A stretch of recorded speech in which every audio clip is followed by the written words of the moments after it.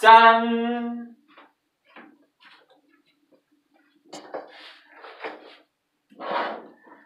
안녕하세요. 프리토크쇼입니다. 오늘은요, 이번 6월에 곧 있을 지방선거에 관련한 게 아니라, 어떻게 보면 관련도 돼 있는데요. 이거는 작년 대선 경선, 민주당 경선에 관련해서 오늘은 쓴 주제입니다. 이재명에게 투표해도 문재인이 득표한다? 빠밤! 그러니까 ARS 그리고 인터넷 투표 그런 경선 때 했던 그런 방식에 대한 문제를 말하는 겁니다. 오늘 제목이 뭐였죠? 이재명 성남시장과 지지자분들께 경고합니다네요. 2017년 2월 6일 김투표라는 곳에서 이재명이 지지하는 대선 후보 압도적인 1위였는데 갑자기 삭제가 되었다는 것을 확인했었습니다. 어떤 거였냐면요. 서울신문과 김투표 대선 여론조사 캡처라는 글이 있었는데요. 다음 아고라의 정직이 최선이라는 분이 올린 게시물이었습니다. 그래서 그럼 내가 한번 해보자 하고 트위터에서 투표를 한번 만들어봤습니다. 트위터에 투표 시스템이 있습니다. 김용민이라는 분이 투표 같은 거 많이 했었죠. 투표 시스템. 순위는 동아일보가 공개한 여론조사 순위 순으로 했었습니다. 내가 지지하는 야권 대선 후보는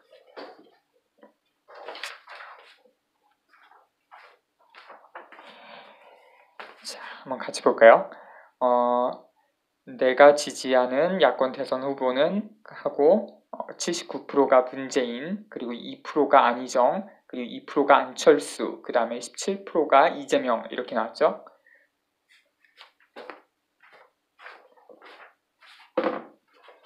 그 결과는 문재인의 압승이었습니다. 그런데 한 가지 특이사항은 역전승이었다는 것입니다. 방금 보여드린 결과 보면 안희정이 2%고 이재명은 17%인데 실제 민주당 경선 결과 우리한테 잘 알려진 결과를 보면 이 안희정과 이재명이 둘 다 20%로 나와요. 뭔가 여론조사 같은 게 다 엉터리고 조작이라는 걸 알 수 있죠. 55%대까지는 문재인이 33%였고 안희정이 2%, 그리고 안철수 2%, 이재명이 59%였는데 초반에 55%까지는 그렇다는 거죠. 한동안 모두의 투표수가 정체되어 있더니 문재인이 급증하기 시작했었습니다. 그리고 갑자기 역전을 하더니 차이는 늘었다 줄었다 하지도 않고 쭉쭉 계속 벌어졌습니다. 그래서 혹시 전산 조작이 있는 것은 아닐까 하고 의심이 되었습니다. 누구에게 투표하든 상관없이 문재인이 투표하는 그런 느낌이 들었기 때문입니다. 이런 가정을 확신하기 위해서는 몇 가지 변수를 제거할 필요가 있었습니다.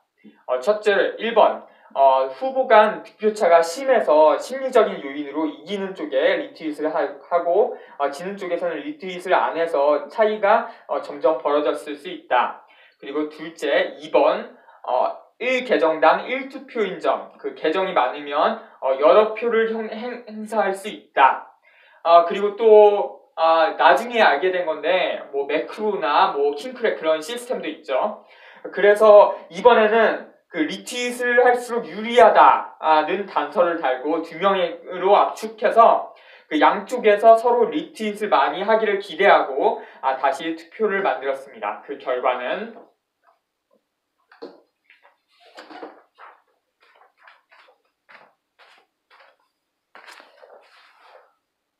샵 어데문 vs 샵 송가역. 전산 조직이 없다면 리트윗을 많이 하는 쪽이 이깁니다 라는 단서를 달았죠.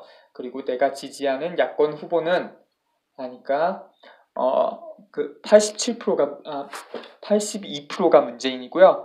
8%가 이재명이 나왔었습니다. 그 결과는 마찬가지로 문재인의 압승이었습니다. 특징은 이것도 또 역전승이었다는 점입니다. 초반에는 이재명이 앞서다가 역전을 하더니 그 차이가 쭉쭉 현격하게 벌어진 것으로 판세가 굳어졌습니다. 고맙게도 어떤 사람이 초반에 역전되기 전에 캡처를 해주었습니다.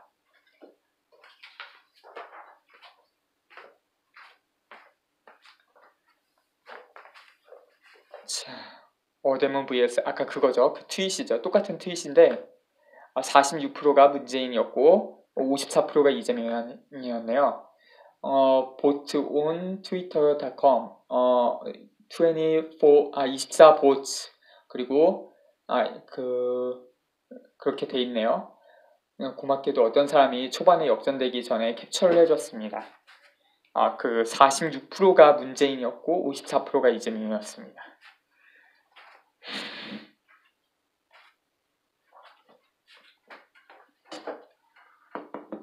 이재명 성남시장과 지지자분들께 경고하고 싶은 것은 위 투표 결과가 전산 조작이 된 것이든 안 된 것이든 민주당 대선 후보 경선에서 위와 같은 결과가 나올 것이라는 것입니다. 이재명은 결선 투표까지 못 갈 것으로 예상됩니다.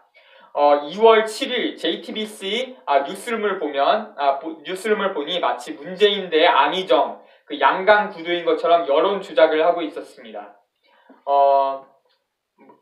안희정이 압도적으로 1위였는데 이재명은 한 자리였죠 그때.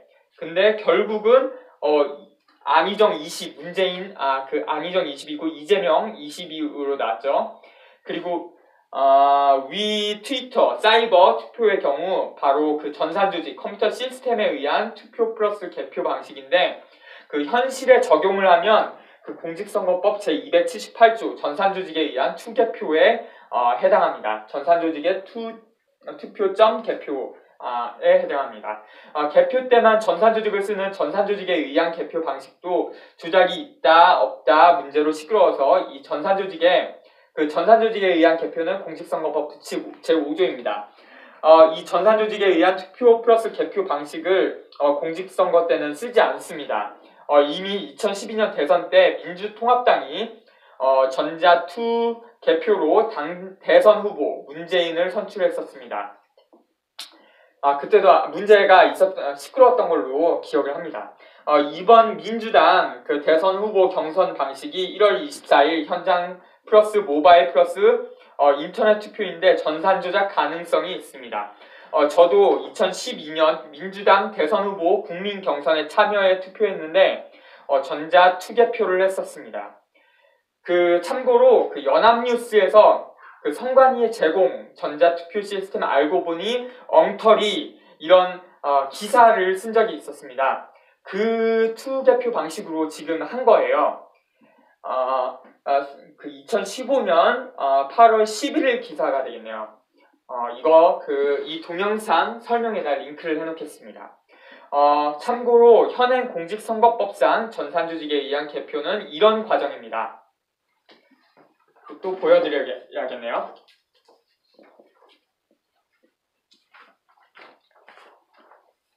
이거는 제가 그린 그림인데요. 참 좀 형편없습니다. 전산 조직을 쓰지 않고 투표합니다. 그리고 전산 조직에 의한 개표를 합니다. 조작 개입 가능하고 세 번째로 전산 조직에 의한 집계를 합니다. 조작 개입 가능합니다. 세 단계 중에 두 단계가 조작이 가능한 거고요. 그 전산 조직을 투표하고 투표함을 이동해서 개표를 하는데 이 과정에서 투표지 바꿔치기가 가능합니다. 투표한 봉인이 있는데 봉인이 훼손되어 있어도 별로 크게 문제를 삼지 않습니다. 그리고 봉인이 예민해서 그렇다 그렇게 얼렁뚱땅 넘어갑니다. 공직선거법 제150조 제10항에도 불구하고 투표지에 일련 번호가 없습니다. 그러면서도 투표한 곳에서 바로 개표하지 않고 투표함을 투표소에서 개표소로 이동해서 개표합니다. 전자투표와 ARS 투표와 인터넷 투표의 투표와 개표 방식은 아래와 같습니다. 전산조직으로 투표하고요. 조작 개입 가능하고 전산조직에 의해 개표하고 조작 개입 가능하고, 세 번째로 전산조직에 의해 집계합니다. 조작 개입 가능합니다. 위에는 세 과정 중에 두 과정 이상의 조작 개입이 가능한데, 그 전산조직에 의한 투개표 방식은 그 세 과정이 다 조작 개입이 가능합니다. 그러니까 투표는 사람이 하지만 개표는 알파고가 한다.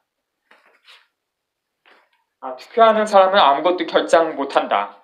개표하는 알파고의 해커가 모든 것을 결정한다.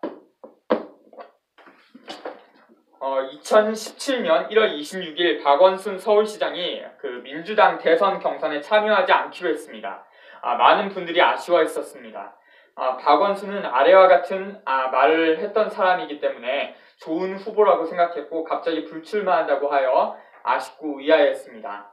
그 아래와 같은 말은 어떤 거냐면, 이것도 그 동영상 설명에 링크를 해놓겠습니다. 인터뷰 박원순 시장 그 성관이 디도스 공격 재수사해야, 이렇게 인터뷰를 했는데요. 그 인터뷰 내용 다 읽어드리겠습니다. 어떤 내용인지 중요한 내용이기 때문에 같이 한번 읽어보겠습니다. 인터뷰입니다. 지난 대선과 관련해서 사실상 무효라고 발언을 한 적이 있다. 시사저널 기사네요. 디도스 사건처럼 선거권 행사에 부정한 개입이 있었다고 보나? 보통 검찰이 수사해서 선거 무효가 되는 사례들을 보면 그 죄의 내용이 굉장히 가볍다. 공직선거법상 벌금 100만 원 이상의 형을 받으면 당선은 무효가 된다. 그만큼 선거사범에 대해 엄하게 판결을 한다는 얘기다. 국정원 댓글 사건에 대한 검찰 수사가 제대로 안 돼 다 밝혀지지 않았다고 생각한다. 그러나 당시 밝혀진 사실들만 하더라도 선거 무효에 해당한다. 가로하고 영향을 미친 표가 가로 닫고 꼭 몇 표인지가 중요한 게 아니다. 이런 광범위한 부정행위가 국가기관에 의해 이루어졌다면 그 선거는 무효라고 봐야 하지 않겠나? 대선 패배를 인정한 문재인 전 더불어민주당 대표의 발언에 대해서는 어떻게 생각하나? 국민의 정서로 보면 패배자가 불복하는 모양새가 썩 좋진 않다. 그래서 이해는 한다. 하지만 문재인 전 대표 본인만의 문제가 아니다. 그 주변이나 당에서도 처음에는 잘 몰랐고 수사가 잘 된 줄 알고 넘어갔다. 그러나 나중에 대규모의 댓글 부대가 운영된 것이 밝혀졌다. 당시 검찰이 어마어마한 분량의 댓글을 줄여서 기소하면서 흐지부지됐다. 당 차원에서 이에 대해 과감하게 문제 제기하고 재발 방지를 강력히 요구했어야 한다. 2013년 시민 2,000명이 18대 대선에 대한 무효 소송을 제기했지만 진행되지 않았다. 최근 민심이 결집한 촛불 집회에서도 대선 무효 소송 서명 운동이 진행됐는데 이 같은 움직임을 어떻게 보나? 박근혜 대통령에 대한 탄핵을 앞두고 있는 상황이라 무효 소송의 이익은 사라지긴 했다. 그럼에도 불구하고 꾸준하게 이 중요한 사안을 따지면서 운동을 펼쳐온 분들에 대해서는 경의를 표한다. 19대 대선에 앞서 선관위 디도스 사건과 같은 선거 개입과 투표권 침해를 막기 위해서는 어떤 점들이 선행돼야 하나? 선거와 관련해서는 경미한 부정이라도 법원에서 엄중하게 판결해 선거 무효형을 선고하고 있다. 그 때문에 공직선거법 위반에 따라 선거가 무효화될 가능성이 크다는 것을 사람들이 인식하고 행동하면서 상대적으로 공정한 선거가 이루어질 수 있는 것이다. 그러나 대통령 선거, 서울시장 선거와 같은 큰 선거들이 아주 조직적이고 기계적이고 기술적인 계획에 의해 침해됐다는 것이 밝혀지고 있다. 이런 점에 대해 엄중한 대책이 마련돼야 한다. 여러 가지 의문이 제기된다면 의문을 없애는 것이 중요하다. 확인되지 않는 전자개표 대신 수개표를 도입하는 것도 충분히 고민할 만한 방법이다. 제가 야당의 당대표라면 지난번 선거에 대해 문제 제기된 사안들을 선관위의 요구에 확인하겠다. 당시 전자개표와 수개표의 수가 맞는지 확인해 볼 필요도 있다고 생각된다. 이 부분에 대해서는 여야를 나눌 문제가 아니다. 투표는 국민 주권의 신성한 행사, 중대한 행사의 장이다. 이런 식으로 국민의 주권 행사를 침해하는 것은 용납할 수 없다. 대단합니다. 그런데 박원순의 민주당 대선 후보 불출마 시점 1월 26일과 2017년 1월 26일과 그 민주당 경선 방식을 결정한 날 시점 1월 24일로 미루어 민주당 대선 후보 불출마의 이유를 짐작해 볼 수 있게 되었습니다. 들러리 거부. 이재명이 대한민국의 대통령이 되려면 이 현장 투표 플러스 모바일 투표 플러스 인터넷 투표 경선 방식을 거부하고 현장 투표 플러스 현장 개표 경선 방식을 주장해야 합니다. 경선 전에 관철을 시키고 관철이 안 될 경우 탈당도 고려해야 합니다. 전산 조직에 의한 투 개표는 전산 조작을 밝혀내기도 어렵습니다. 경선 끝난 뒤에 문제 있다고 불복하는 것은 빤스만 있고 바닥에 들어눕는 것과 같습니다. 이재명에게 그럴 만한 멘탈이 있을지까지는 모르겠습니다. 어쨌든 현재 경선 투표 방식을 신뢰하기 어렵고 이재명은 한국의 샌더스 들러리밖에 힐러리 들러리였죠. 안 될 것으로 예상이 됩니다. 저는 이재명이 민주당에서 제일 낫다고 생각했는데 올해부터는 아예 지지하기 시작했습니다. 올해 초, 2017년 초입니다. 2017년 초 소신 공양하신 정원스님이 목숨을 바치며까지 이재명에게 희망을 걸었던 것을 믿기로 했기 때문입니다. 그래서 한국의 샌더스로만 남아서는 안 되고 절대로 이겨야 된다고 생각합니다. 선량하고 양심적인 사람들이 또다시 절망하는 모습을 보고 싶지 않습니다. 문재인은 위험을 감수하지 않는 사람이라는 것을 지난 몇 년간의 경험으로 알았습니다. 그는 좋은 게 좋은 것이라고 생각하는 사람입니다. 그러나 아닌 것은 아닌 것입니다. 이상 끝이고요.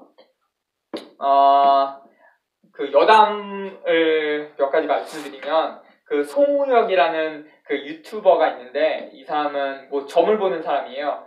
그 사람 재미로 하는 말씀인데요. 그 사람 얘기로는 2017년 이후에 이재명이 운이 떨어진다. 이런 행위로 연관이 있는 것 같습니다. 이재명 경선 방식에 대해서도 불복하지 않았고 경선 후에도 승복을 했죠. 그렇고요. 또 이제 곧 있으면 6월에 지방선거가 있죠. 지방선거 때도 또 전자투개표 방식 합니다. 선거에 나가는 사람들은 자기가 귀족이 되려고 대부분이 자기가 귀족이 되려고 나가는 겁니다. 그 귀족이 되려는 사람들을 위해서 꼭 투표할 필요 없습니다. 거기다 더해서 또 그 전자개표 방식이죠. 전자개표 방식까지 여전히 하고 있고, 여러 사람들의 불신에도 불구하고 계속 쓰고 있는 거죠.